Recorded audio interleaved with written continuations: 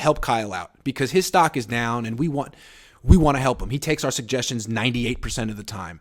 So we have an inroads. We picked his team to go to the Super Bowl. We did, and we're sticking by that because you know what? There's a lot of games left, and this division is not good. So, Kyle, you can absolutely turn the season around and win the Super Bowl, but you're going to need to change some things. So, Larry and I are going to go back and forth and just offer helpful suggestions. You can go first. What would you do? Well,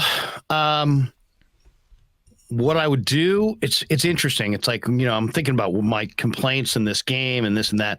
I think they went away from the run. It's really weird. I mean, you can be hypercritical on this stuff, but then I thought they went away from the run early in the game once they tied it.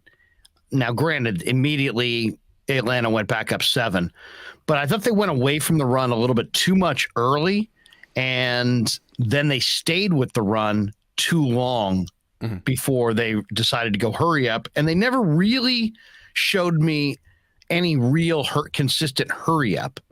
And I felt like if there was one area in this game where I would give Kyle an F and give Arthur Smith an A, it was the understanding and use of tempo in the game. Arthur Smith would get into short 2nd and 1s, 3rd and 1s, race everybody to the line of scrimmage, and then give you an obvious run look. And then one time it's a run to the running back, and one time it's a quarterback keeper, and Mariota's very decisive and he's making one read and going. And the Niners on their heels. And the Niners were on their heels, and they used tempo expertly. The 49ers, I thought, didn't. They didn't go hurry up. They went slow down 14 in the fourth quarter. That was amateur. Yeah, it didn't matter if they scored or didn't score on the touchdown or on the on the drive where they lost it on downs, because even if they had scored, the game was over. When the Niners got the ball back on their last drive after they stopped Atlanta on Atlanta's final drive, then there's only 1 minute and 3 seconds left in the game. No timeouts. With no timeouts, yeah. So I mean, the first, that 9th drive was a killer, and the Brendel penalties, absolutely crushing penalties. So yeah, and then the lack of urgency. They should have gone hurry up much faster. There's no way in hell they should have been running Tevin Coleman on 2nd and 10 from the 46 with 5 minutes to play, down 14 points. I mean, there was one, I went through the play-by-play. There was one sequence, I think, in that drive, Grant, where they went 38 seconds between plays. Yeah. That's way too much. What are you doing? Yeah. That's way too much inside of 10 minutes, down 14 points. They have to be able to speed it up. So my first thing would be like, get your arms around what tempo you want to play that's advantageous for you at what parts of the game, and make sure you are locked into the proper tempo. Because if you're not playing at the right tempo, that gets you beat as well. So, like, to me, what you're saying is that's situational football, okay? Kyle has a very deliberate tempo in the first quarter. We're going to make 3 substitutions. We're going to talk about it in the huddle. We're going to get to the line, and then Kittle's going to go in motion, and then maybe use check, and then there's going to be another. It's like, okay, all this stuff, but with down 14 with 10 minutes left in the fourth quarter, the tempo has to be totally different. You can't play like that anymore. Have some situational awareness. Practice that. I feel like the Niners Kyle Shanahan is so much more concerned with his scheme than with situational football, and that's why he's not scoring in the fourth quarter. Like, you can't just run your scheme all the time. There's different tempos for different situations, and I don't think they're actually in tune with that. So, yeah, practice situational football. They're not scoring in the third quarter either. Quarterback, the quarter that most reflects coaching adjustments generally is, okay, you come out with your game plan, they come out with their adjustments, you go into the locker room, you make some adjustments. The third quarter is go time. They're 28th in the NFL in third quarter points right now. Yeah, he's got to save something for the third quarter. Also, he needs to go down the field. This whole slant screens and curls offense isn't good enough, because to win the Super Bowl, you're eventually going to have to beat the Bills or the Chiefs, and these teams have shown that they can go down the field in 9 seconds and score a touchdown if they need to. They've done it before. The Niners, you got the ball back with 1:07 left and no timeouts. Over. You don't have the quick strike ability, but On that final drive that took 8 million years, Jimmy Garoppolo did throw a very nice deep pass to Brandon Ayuk that didn't count. He needs to be doing more of this. Brandon Ayuk is way too gifted to just run slants and screens and curls all day. Same with Debo. You have two of the best wide receivers in the league, and Jimmy Garoppolo made some nice throws down the field in this game. To his credit, you got to go down the field. This whole micromanaging slant screens and curls thing is not good enough. Not good enough. Yeah, I mean, it's, I'm torn on this one because like for this week, for example, against Kansas City, do you fling it around?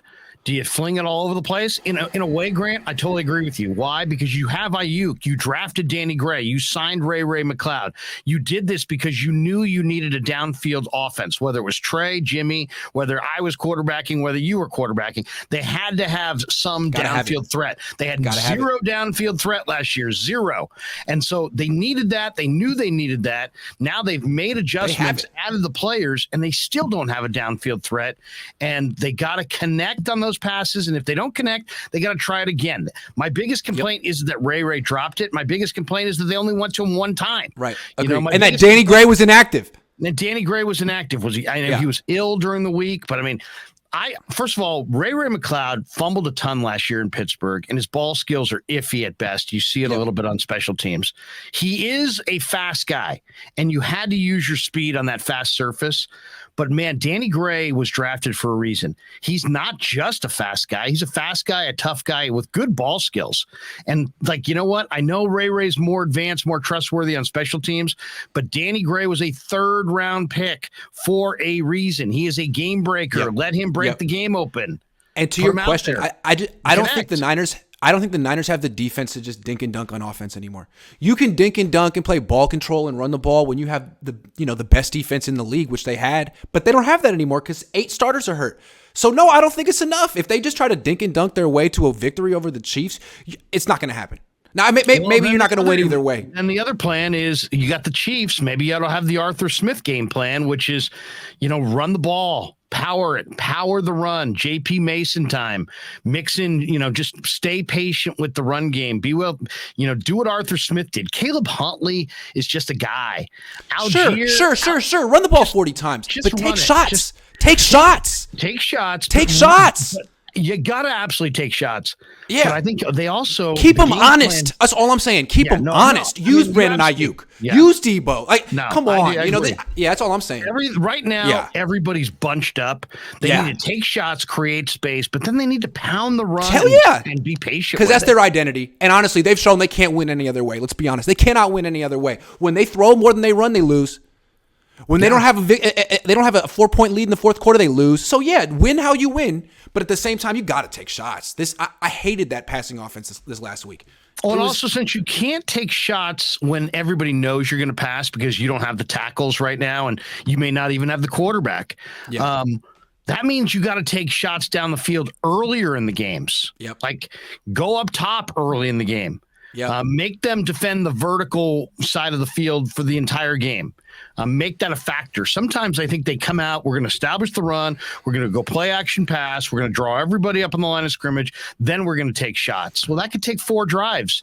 You need to take some shots before you get disconnected, especially as you start playing these better offensive teams. You're going to get disconnected on the scoreboard faster. So you need to be more aggressive in the first quarter in the downfield passing attack, I think, to hang also with those games. When you take games could get out of hand. Also, when you take these shots, don't waste them by taking them to Charlie Warner or Ray McLeod. Those are not deep threats. Tight end. Yeah, you're blocking.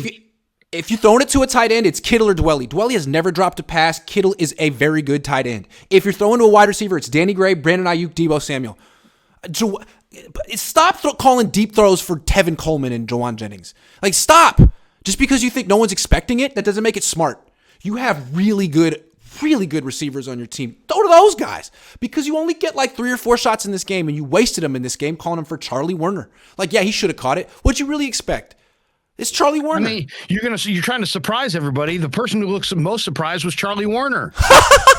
Yes. Charlie Warner, what? The ball's here? Here's the thing. You got an awesome 4-5 all-pro tight end. Let him catch the ball down the field and find some blocker that you trust and let that guy stay in and block. There's so many better options. And Charlie Warner should be like the 9th option in the passing game. He should get like 2 targets a year, and they should be in the flat. What? I don't know. There's so much that Kyle Shanahan can do better. He usually improves as the season goes on. And in his defense, his whole mind was in the Trey Lance mode all offseason. He wanted to get rid of Jimmy. He was trying to do this 11-on-11 thing, and then Trey got hurt, and now he's like reinstalling old offenses. It could get better, and he has a bye week in a couple of weeks to get his shit together. But right now, it looks so vanilla, super vanilla. And also, that little, I feel like he had a big advantage over the league with the motion stuff. He really figured out that if he does motion every play, defenses will react, and there will be 3 or 4 or 5 times a game where they'll just get confused and he'll have big plays. Well, I don't think defenses are reacting like that anymore. I don't think they're changing as much anymore. I think they're just sort of letting the Niners move around, and they're not adjusting their calls, and the Niners don't have this advantage. It's not nearly as big of an advantage anymore. So he has to find another advantage. Well, and I think the NFL more and more is becoming a speed game. I mean, you see it. There's not a lot of first of all, you don't play very many preseason games. Teams don't play their guys very much early. It's just the offensive cohesion league wide, not just the Niners, league wide, is just really not there. So it's not about long extended drives for the most part. It's about quick strike ability. And they understood that. That's why they got Ray. That's why they got Danny Gray. All I'm saying is, use those guys. I know you don't have Trey to get him the ball, but you still got to get the ball to Danny Gray somehow. He's a mismatch. He's a major dynamic weapon. You need more dynamic weapons. And it's a poor excuse to say Jimmy Garoppolo can't get the ball down the field. He made some nice throws down the field in this game. Give him a chance. He did, and he has really good receivers who will make him look good. And now we know his mindset, Grant. He wants to take those shots down the field. He wants to go deep. You're not going to win a Super Bowl with that offense they had last week. That's not going anywhere. They got to do something different. They got to try this. It's unacceptable to be this bad on offense with these wide receivers. They're really good.